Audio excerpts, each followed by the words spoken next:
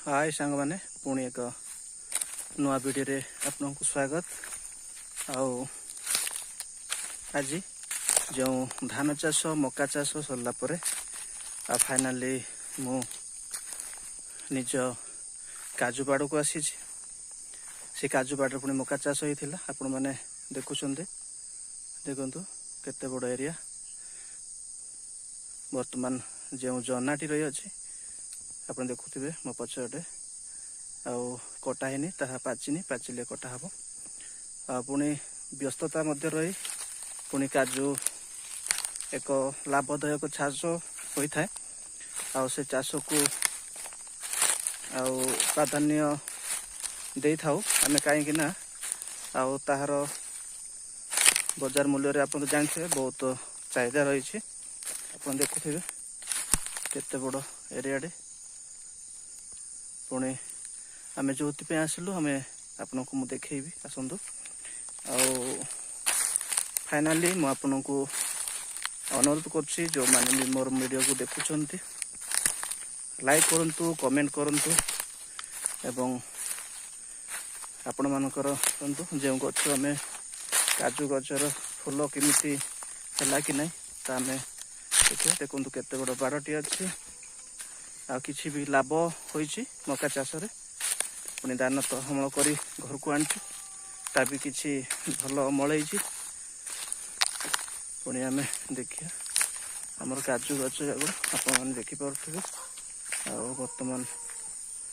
देखु फाइनाली कड़ होइछि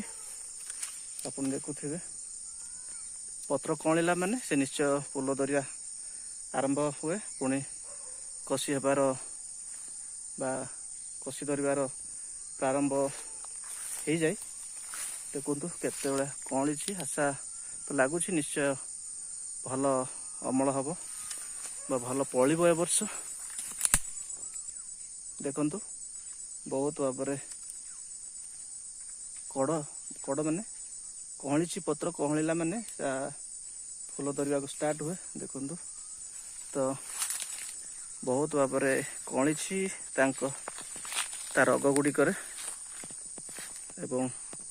फल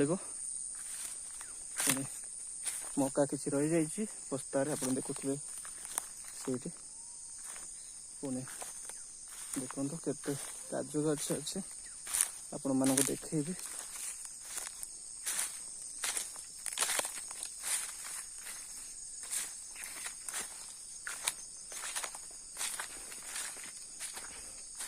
जो माने भी मो वीडियो को देखुंट अन्य मानक शेयर करंतु एवं क्या भी मो चैनल रे अच्छी एडी उड़िया ब्लॉग सब्सक्राइब करंतु और नोटिफिकेशन रे ऑल रे क्लिक करंतु जहाँ भी मोर नवा वीडियो आसुथिबा आपण मानक निश्चय प्रथमे आपण पाइबे देखंतु केते काजू गछ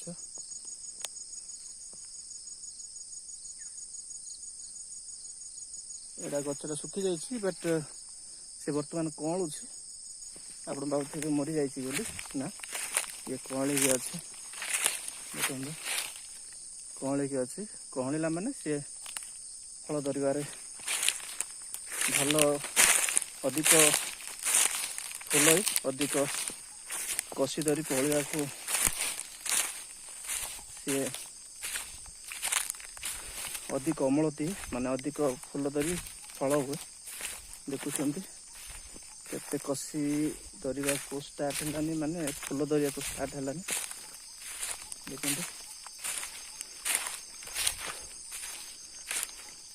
भावुवे कि ये कौन बन जंगल देखा वीडियो बोली ना आपण को शेयर करने आपण को देखा मोर प्रयास आपणकर भल पाइबा देवे बोली मु आशा करे देखु सबु गछ कहली वर्तमान कल पत्र बाहर बहुत मात्रा फल पुणी फलला बेले पुणी आम बालिया जोटा कि मंजी संग्रह कला आप निश्चय देखिए आप एमती भल पाते ଦେଖନ୍ତୁ ବହୁତ ସତ ମୁଁ ବାହାରେ ଦେଖୁଥିଲି କିନ୍ତୁ ଭିତରେ ଦେଖନ୍ତୁ କେତେ କ୍ଲିନ୍ ହେଇକି ଅଛି,